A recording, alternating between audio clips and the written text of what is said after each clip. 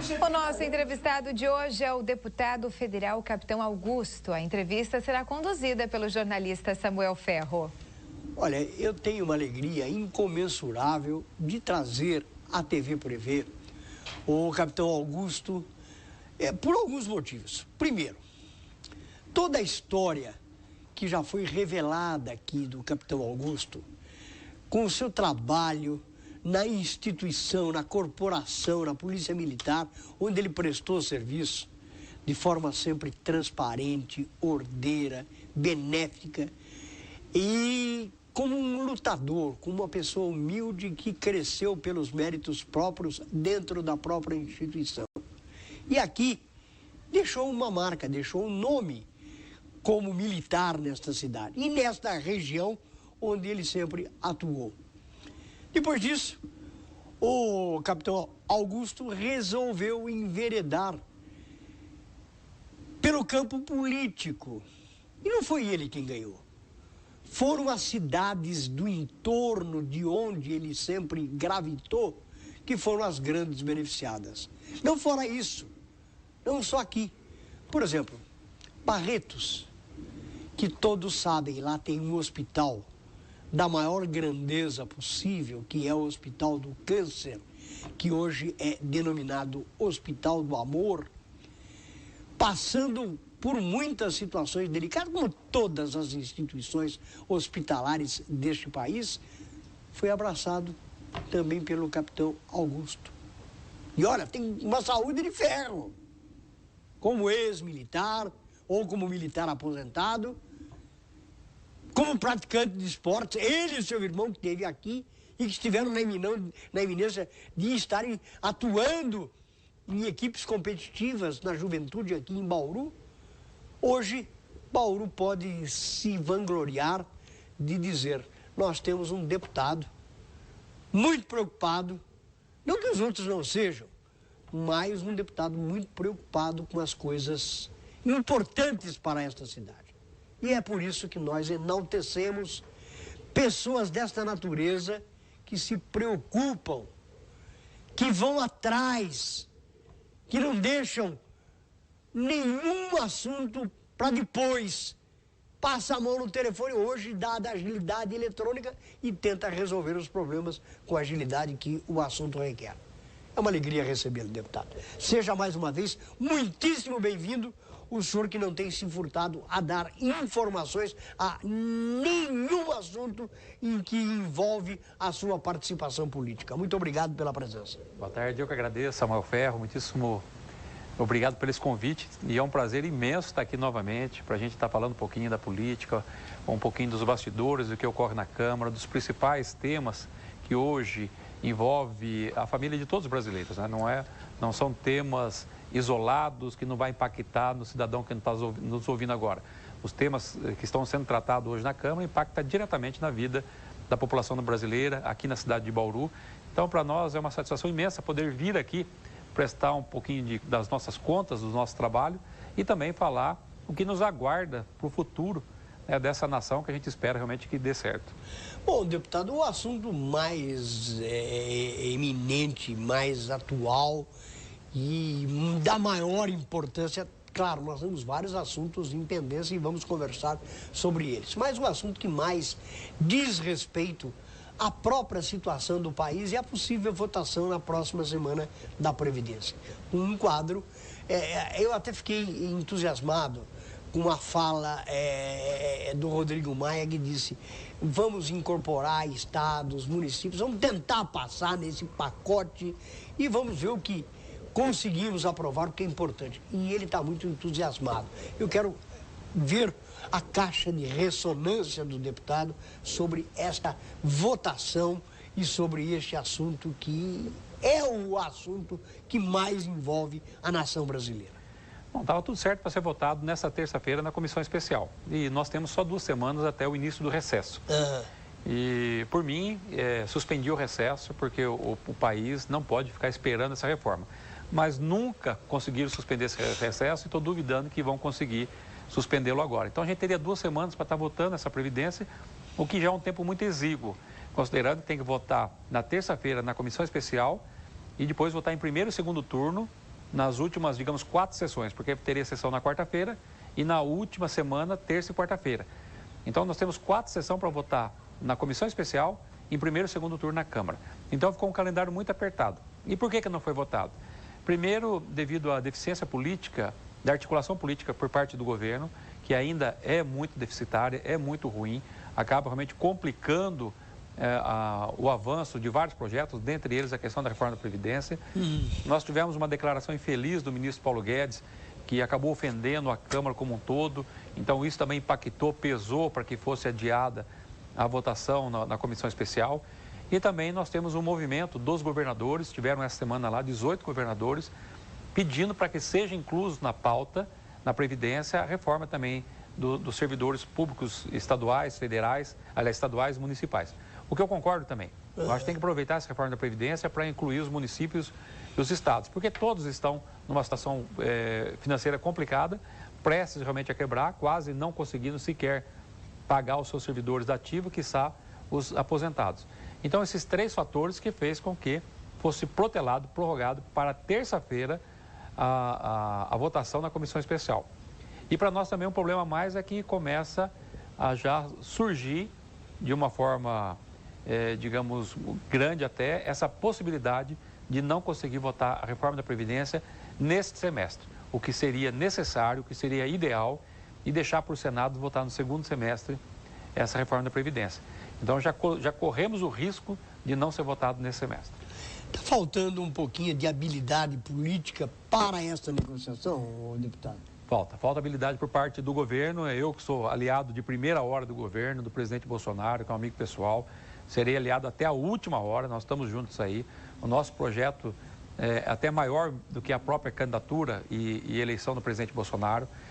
Nós temos um projeto da direita está no poder, com os nossos valores, com os nossos princípios, com o que nós pretendemos realmente uma política honesta, transparente, que valoriza a família, a segurança.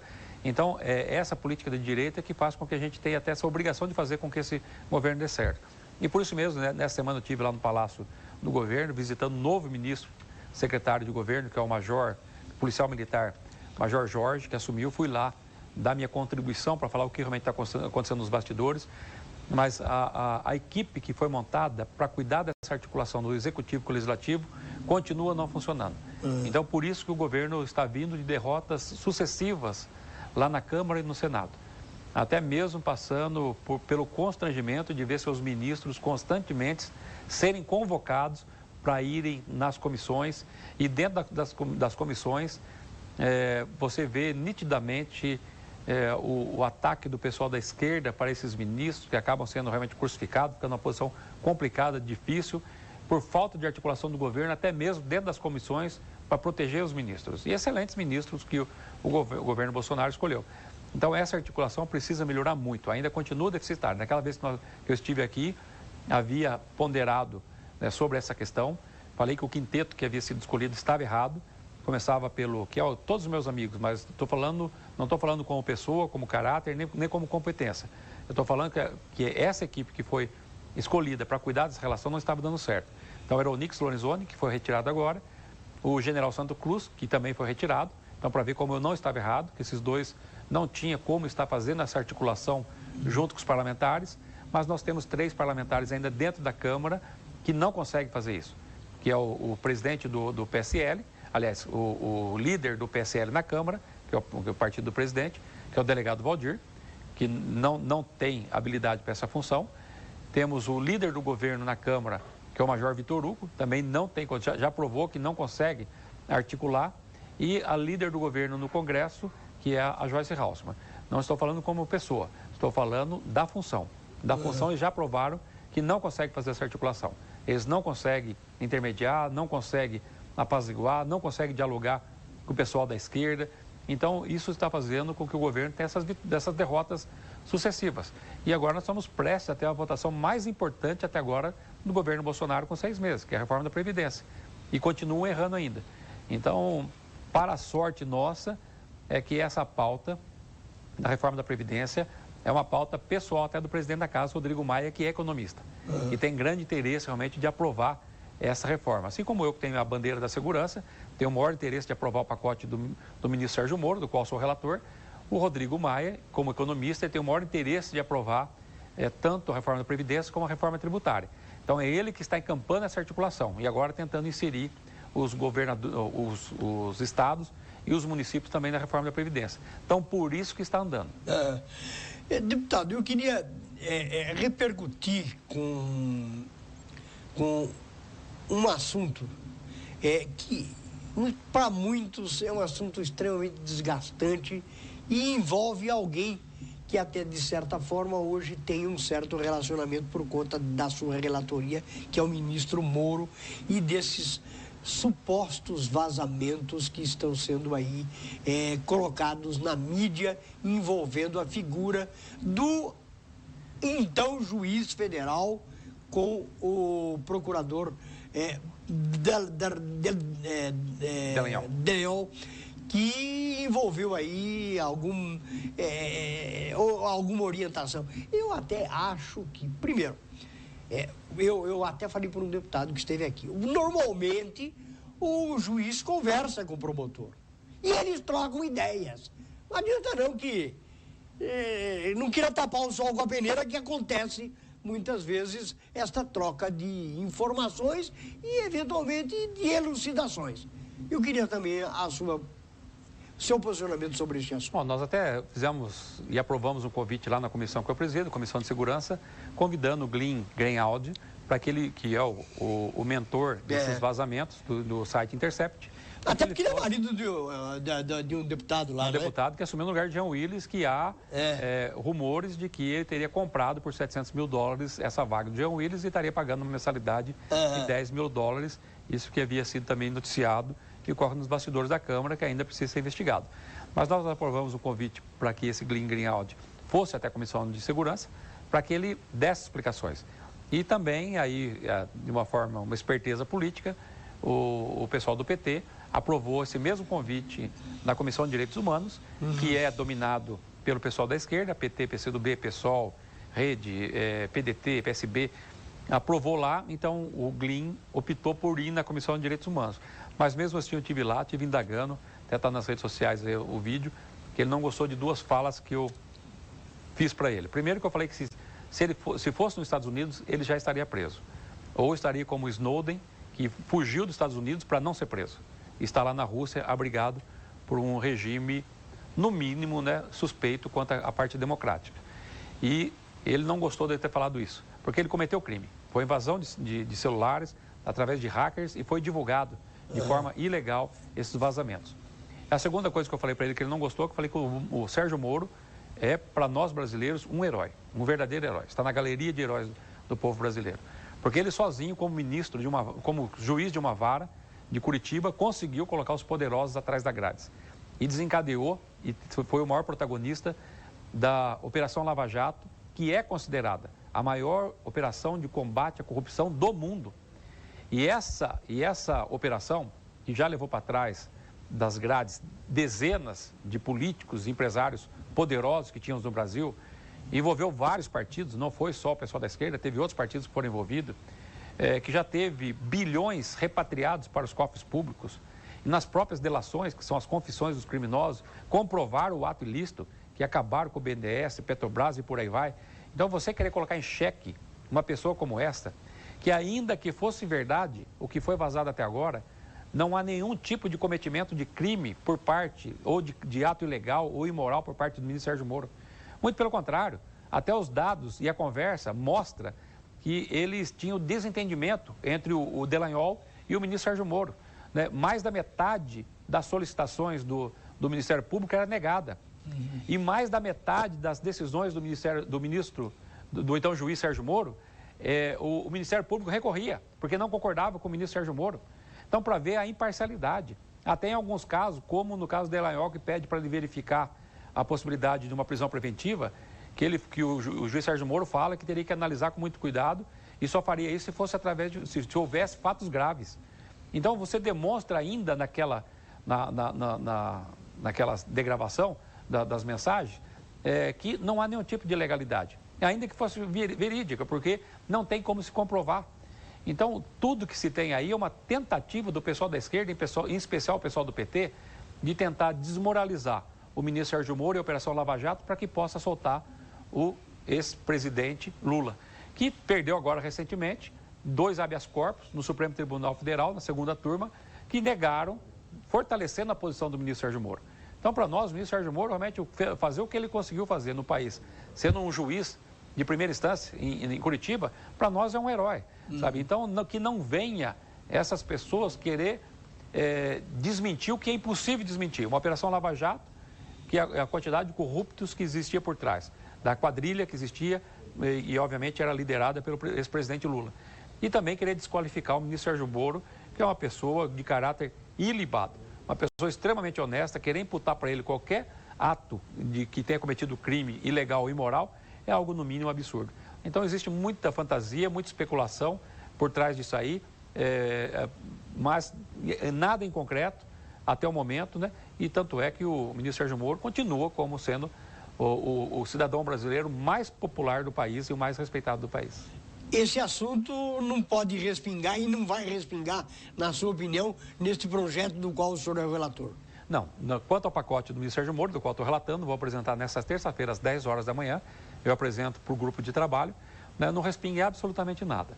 Lá na Câmara nós já temos bem definido quem é favorável e os que são contrários. Então, os que são favoráveis não afetam em absolutamente nada. Obviamente que o pessoal que é contrário vai querer te usar esses fatos fantasiosos, né, midiáticos, para tentar, digamos, desprestigiar o autor do pacote, que é o ministro Sérgio Moro. Mas não impacta em absolutamente nada. Então, nós temos a convicção realmente que a gente consegue aprovar. Estou muito curioso mesmo para ver qual parlamentar, qual deputado que vai lá colocar sua digital na hora de votar contra leis que estão falando de crimes hediondos, de facções criminosas e de combate à corrupção. Então, estou muito curioso até para ver quem que vai ter coragem de votar contra um projeto como esse. Eu quero também falar com o deputado Capitão Augusto sobre o assunto dessas reedições do decreto que trata do armamento que poderá ser colocado à disposição de alguns segmentos da população e que o Senado rejeitou, e para que ele não tivesse a sua eficácia prejudicada, o presidente teve que reeditá-los. Qual a sua posição? Bom, primeiro, o decreto ele era constitucional. Então, o que nós vimos e o que eu acompanhei lá no Senado, estive pessoalmente lá acompanhando a votação, os discursos dos senadores não condiziam com o conhecimento do decreto. Então, por exemplo, eles falavam, liberou o porte de armas para todas aquelas categorias, né? Advogados, caminhoneiros, tudo mais. Na realidade, não liberou absolutamente nada. Tanto é que mantém-se o Estatuto de Desarmamento com as mesmas e rígidas regras para se conceder o porte de arma. Dentro da legislação atual, você precisa comprovar a necessidade. Então, digamos que você, Samuel, está sendo ameaçado, você vai lá na Polícia Civil, registra uma ocorrência, eu estou sendo ameaçado. Isso é uma justificativa para você pedir um porte de arma. Ou eu moro no local ermo, moro no local perigoso, moro na zona rural. Então, isso é uma justificativa. Então, aquele rol de categorias, na realidade, ela só substitui essa justificativa. Mas não quer dizer que te dá o porte de arma. Você vai ter que ter ficha limpa, não pode ter envolvimento em nenhum tipo de ocorrência, de agressão e tudo mais. Você vai ter que fazer um exame psicotécnico, psicológico, um treinamento, aulas de tiro, uma série de coisas para que aí você possa ter o seu porte de armas. Então, ele não está concedendo. Ele só está liberando um dos requisitos para que o cidadão possa ter o direito a porte de arma. Aí você fala, pô, mas caminhoneiro? Caminhoneiro, o Brasil é o país onde tem o maior número de roubos de cargas no mundo. Então, é óbvio que o caminhoneiro tem o seu risco. Então, desde que ele preencha todos os demais requisitos, esse aqui é um a mais, né, que justifica ele solicitar o porte de arma. Falou-se também que qualquer um poderia comprar fuzil. Não, fuzil continua sendo arma de uso restrito, não se mexe nessa legislação. Então, o que se percebeu lá no Senado, que acabamos perdendo por 10 votos apenas, por ver muito pouco, até o deputado Jorge Cajuru depois veio às redes sociais justificar e praticamente errou o seu voto de votar contrário ao decreto. Nós tínhamos tudo para reverter na Câmara e eu já estava fazendo esse trabalho.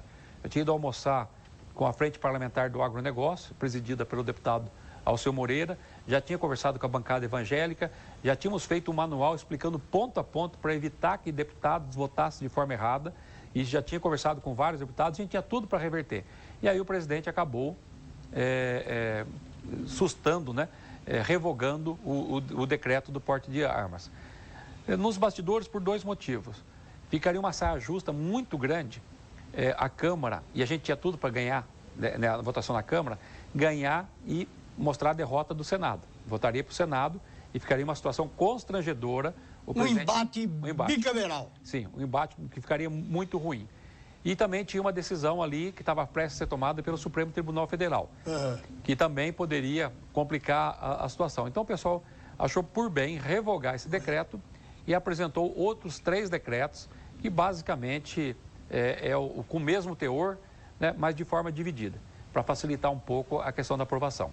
Então basicamente foi isso que aconteceu no decreto das armas. A gente tem tudo para aprovar no próximo semestre. Vamos colocar, antes de voltar, algumas perguntas aí ao capitão Augusto. A dona Neuza do Centro, que é uma colaboradora deste programa, uma senhora que eu tenho o maior respeito por ela, ela quer uma coisa, que o senhor faça de Bauru igual a Ourinhos. Também sou da cidade de Ouro, resido em Bauru há 50 anos. Eu gostaria que o senhor desse uma força na reforma do Hospital Manuel de Abreu e que ajudasse também na questão de policiamento, principalmente aqui no centro de Bauru. É muito carente, principalmente na parte da noite. Um abraço para o Samuel. Obrigado e um beijo para a senhora também. Dona Neuza, nós fizemos um belo trabalho, modéstia à parte, lá na cidade de Ourinhos, né? Conterrâneo? Conterrâneo. Agora estamos aqui por Bauru. Obviamente a gente ajuda toda a região, mas Bauru é a locomotiva regional. Então o trabalho que eu vinha fazendo, né, obviamente conforme a gente vai crescendo, até em termos de votos, saímos de 46 mil votos para 244 mil votos. Então a gente procura abraçar o maior número possível de cidade. Então Bauru, que é uma cidade que eu já morei, que eu sempre tive o sonho de voltar a morar aqui, adoro essa cidade, né, finalmente consegui comprar meu apartamentinho aqui para estar morando agora, né, e já estou, né, mas agora não saindo mais de aluguel, mas agora com apartamento próprio. Então vim trazer esse trabalho aqui para a cidade de Bauru. Então nós já destinamos várias emendas, essa semana mesmo estou destinando mais 2,5 milhões de reais aqui para a cidade. Eu quero dizer que até eu embarquei nessa, como eu sou membro da Irmandade do Hospital de Agudos, eu até levei o deputado capitão Augusto para que Agudos, o Hospital de Agudos, viu, Miguel Simões, pleiteasse a verba aqui com... Deve receber nas próximas semanas agora. Tá lá, Miguel. Na verdade, 3 milhões que nós destinamos para Bauru. 1,5 milhão é para a gente construir o planetário, que já foi anunciado pelo prefeito Gazeta. No almoço, no jantar que nós tivemos com o nosso ministro Marcos Pontes, a minha sugestão é que a gente faça esse planetário em conjunto com a Fundação Marcos Pontes e também com o clube aéreo daqui da cidade de Bauru.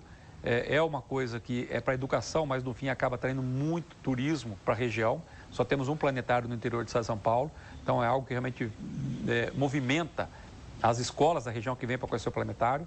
Destinamos mais 1 milhão para o mercado municipal, que eles vão estar revitalizando, e mais 500 mil para o asfalto. Então são 3 milhões que vão estar saindo agora.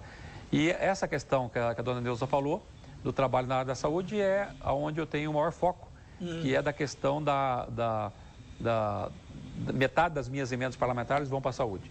Então a gente tem um trabalho muito forte na questão da oncologia, do qual sou considerado embaixador do Hospital do Câncer de Barretos, mas a gente trabalha com todos os hospitais do câncer aqui da região, né, aqui de Bauru, que eu já fui lá para ver por que ainda não terminaram as obras, né, fui pedir para que e o Manuel de Abreu que ela citou, durante muitos anos, o ex-diretor, inclusive, do DRS aqui de Dr. Paulo Eduardo, que foi vereador, ele foi responsável pela oncologia do Manuel de Abreu. Então, era um hospital importante para atender a esse tipo de demanda também. Sim, mas e nós estamos realmente à disposição. O Centrinho, que a gente já está fazendo os contatos, tem muito interesse, realmente está ajudando. Então, todos os hospitais de oncologia da região, a gente ajuda, e todas as santas casas. Inclusive Jaú, não é? Inclusive Jaú. São Amaral Carvalho, Marília, Bauru, Assis, Ourinhos, até fora daqui. Eu estou falando Jaú porque nós temos hoje muita audiência em Jaú. O pessoal está assistindo em larga escala a TV Brasil. Muito obrigado aos jauenses que estão acompanhando a nossa programação. E é por isso que eu estou colocando, endossando esta pergunta para o capitão Augusto. Acabei de destinar 500 mil reais lá para o Hospital Amaral Carvalho de Jaú. Então a gente tem esse trabalho realmente em especial na questão da saúde. Eu falo que a minha bandeira é a questão da segurança pública, que ela também citou, que nós destinamos 300 mil reais para o vídeo monitoramento, né, que nós vamos realmente estar apostando no vídeo monitoramento aqui na cidade de Bauru, e a questão da saúde. Então, eu tenho essa bandeira da segurança pública como, digamos, o meu norte, né, político, mas a minha filantropia política é o que mais dá satisfação, é eu estar ajudando, né, na área da saúde da nossa região. Legal. O Marcos Eduardo, ele diz: Samuel é deputado do Capitão Augusto, boa tarde. Quero parabenizar o excelente serviço prestado pelo nobre deputado, pensando no bem-estar da comunidade de Bauru e região. Hoje, o prefeito Clodoaldo Gazeta disse em uma rádio que vai construir milhares de casas populares. Bauru tem imóveis sobrando, casas, apartamentos e muitos imóveis fechados. Daqui a pouco vai ter condomínios fantasmas. O prefeito, com os seus assessores, não se preocupam com empregos para o povo. É isso que ele precisa se preocupar, trazer empresas e indústrias para empregar a população. Um forte abraço ao Capitão Augusto. Obrigado, Marcos. A questão de geração de emprego é um dos grandes problemas que nós temos no interior do estado de São Paulo. E a gente, até estive conversando com o ex-ministro da Saúde, Ricardo Barros, que é um amigo pessoal, que é da cidade de Maringá, e Maringá cresceu demais. Eu estava falando para ele, né, como que eles conseguiram esse crescimento da cidade, um crescimento com qualidade, né? Lá eles apostaram e investiram na educação. Então, são mais de 60 mil alunos nas faculdades, e que é o que movimenta o comércio, tudo lá na cidade de Maringá, conseguiram esse crescimento. Aqui nós temos essa opção da educação e também temos que começar a explorar a opção do turismo. Né? O turismo digamos, né, de cada 5 empregos gerados no mundo, 1 refere-se ao turismo. É a locomotiva geradora de empregos. Não é à toa que Dubai, Singapura, esses países, né, que são fortes no mercado financeiro ou na questão do petróleo, que vê que o petróleo é finito, né, uma hora vai acabar, eles começam a investir também no turismo, porque o turismo gera muito emprego. E por isso mesmo que eu tenho vários projetos, como daqui o título nacional de capital do voo à vela para Bauru, para que a gente possa estar fazendo eventos estaduais, nacionais e internacionais, para estar movimentando a rede de hotelaria, restaurantes, bares, o posto de gasolina e por aí vai. Deu título também para o Jaú, de capital nacional do calçado feminino, que ainda não tinha esse título. Por que é bom esse título? Porque você oficializa a vocação daquele município e você pode estar utilizando esse título para conseguir recursos junto à Secretaria de Turismo ou outra secretaria e ministério para você desenvolver eventos específicos. Então, por isso que a gente aposta muito. Então, aqui para a nossa região, já que nós temos essa dificuldade de competir com as cidades que estão mais próximas dos portos ou da região metropolitana, que obviamente o empreendedor, o empresário, ele tira o custo do frete, a quantidade de pedágio que nós temos daqui até São Paulo, daqui até o Porto, então dificulta a vinda de empresas para cá. Então, a gente tem que incentivar as nossas empresas locais, né? Mas tem que apostar nessa questão que eu costumo falar que para nós é uma das saídas, que é o investimento na área do turismo, para que a gente possa ter geração de empregos. Mas a questão da residência também é importantíssima, porque você tendo residência, ainda que sobrando um pouco, você evita o aparecimento de favelas, que além de ser um problema social, acaba sendo um problema também de segurança. Então, quanto mais habitações nós tivermos melhor, para que evite o surgimento de favelas e que também para quem venha para a nossa cidade, para que a cidade possa crescer, tenha em oferta aí a nossa habitação. Bom, já que o capitão deu esse gancho e sabendo que algumas cidades já têm o título, por exemplo, Ibitinga é a capital do bordado. Sim. Mas nós temos Pederneiras, por exemplo, que é a capital do induzido. E olha, o que tem de indústria de quintal de induzidos para veículos é um negócio monstruoso. E já há muitos e muitos anos, viu? Coloca no seu follow-up aí. E eu quero também, já que nós estamos entrando em muitas cidades da região, para dizer que, por exemplo, nós temos aqui em Tabatinga, uma cidade que tem um potencial doméstico na produção de bonecos e bonecas de pano artesanais. Impressionante, deputado. Então, pensa nisso já com a assessoria, já estou falando com o coronel lá, são municípios que têm também a vocação e que geram emprego. Impressionante. Pode perguntar lá ao coronel, o que produz de empregos Pederneiras através dos induzidos. E Tabatinga com os seus bonecos e bonecas artesanais. Negócio incrível. Está aí feita a sugestão. Mas vamos à sugestão. Antes eu queria saber, é impressionante. Todo mundo fala, nós temos aqui muitas manifestações sobre o aeroporto e sobre os voos da cidade. O senhor tem alguma novidade sobre isso? Eu já tinha feito uma reunião com o pessoal da Azul para pedir novas linhas aqui de voos para a cidade de Bauru. Estou aguardando a resposta ainda. E também essa semana eu tive reunido com o pessoal da TAM, que fiz esse pedido também. E eles se comprometeram, né, a aumentar o número de voos, aqui dando de primeira mão até, Samuel Ferro. Eles se comprometeram a aumentar o número de voos. Então, nas próximas semanas, nós já teremos uma boa surpresa para a cidade de Bauru, que vai ser um aumento do número de voos da TAM aqui para a nossa cidade. E uma cidade do porto de Bauru precisa desses voos, porque a região inteira se vale dos voos aqui da cidade de Bauru. É verdade. Então, é ótimo realmente para a cidade que tenha o maior número possível de destino para o país. E nas próximas semanas, a TAM vai estar anunciando os novos voos para a cidade. Cancelou um voo para Brasília que tinha... um avião que saía lotado. 7 horas da manhã, chegava lá 8h20, todos os voos cheios. Cheios. Um voo direto, que era excepcional. Realmente eu não sei por que acabaram tirando. Mas deram essa boa notícia aí, que foi lá para fazer esse pedido, né, mostrar o nosso potencial da região, a quantidade de cidades que atende, a quantidade de habitantes que acaba atendendo, porque as pessoas se deslocam para cá para estar pegando esse voo.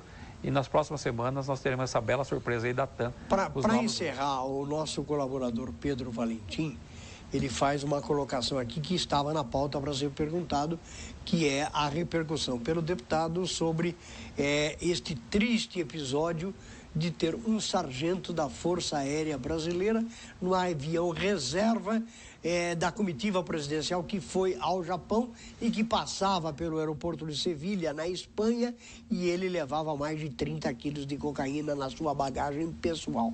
É um episódio localizado, separado, mas é triste porque a mídia internacional repercutiu. E aí o Pedro disse que houve falha na revista, na saída deste avião aqui do Brasil, e eu aduzo aquilo que você colocou. Será que este militar já não tenha praticado atos ilícitos em outras viagens? É uma grande interrogação e que também certamente estará sendo apurado. Bom, primeiro que é bandido, né, aproveitando uma função de sargento para estar traficando. Então, para nós é bandido. Nenhuma instituição está isenta de ter maus integrantes. E nem mesmo as Forças Armadas, Polícia Militar, qualquer outro. Qualquer lugar do mundo nós temos bons e maus profissionais. Até dentro das religiões. Até mesmo. Então, todas estão passíveis de ter maus elementos dentro. E esse é um dos maus elementos. Agora, uma coisa que nos diferencia como militar é que nós não temos problema nenhum em cortar a própria carne.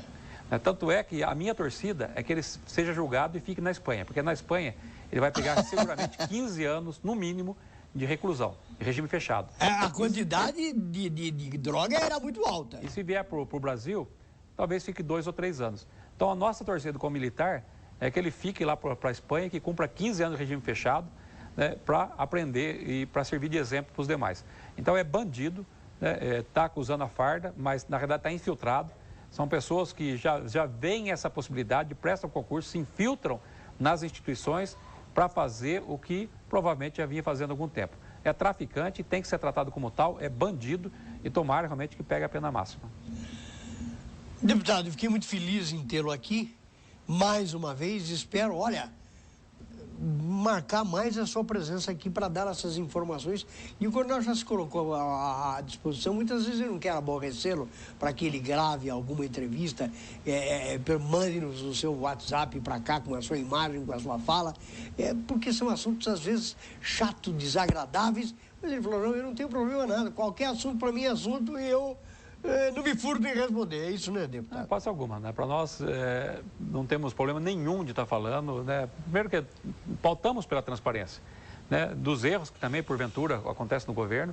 Não temos, digamos, orgulho nenhum de admitir os erros e tentar corrigi-los. Mas é bom que o espectador saiba que nós temos tudo realmente nesse mandato para fazer um dos melhores mandatos que tivemos nos últimos anos. Já começamos a melhorar isso. Nessas eleições, o que a população pediu, o que os eleitores pediram, é realmente esse combate à corrupção em especial e à violência. Isso o presidente Bolsonaro está fazendo muitíssimo bem feito, né? Toda a sua equipe, né, de ministros, assessores e tudo mais, são triados. Pode aparecer alguns problemas internos, pode aparecer, mas pode ter certeza absoluta que terão o tratamento devido, sem passar a mão na cabeça de ninguém, ao contrário do pessoal da esquerda que fica protegendo e tentando desmerecer a justiça, querendo falar que criminoso é inocente, que é preso político. Para nós, se houver qualquer erro aqui dentro, vai ser tratado como bandido, vai ser tratado da forma que realmente deva ser no rigor da lei. Então, essas são as duas bandeiras principais que os eleitores pediram. O governo já está indo muito bem.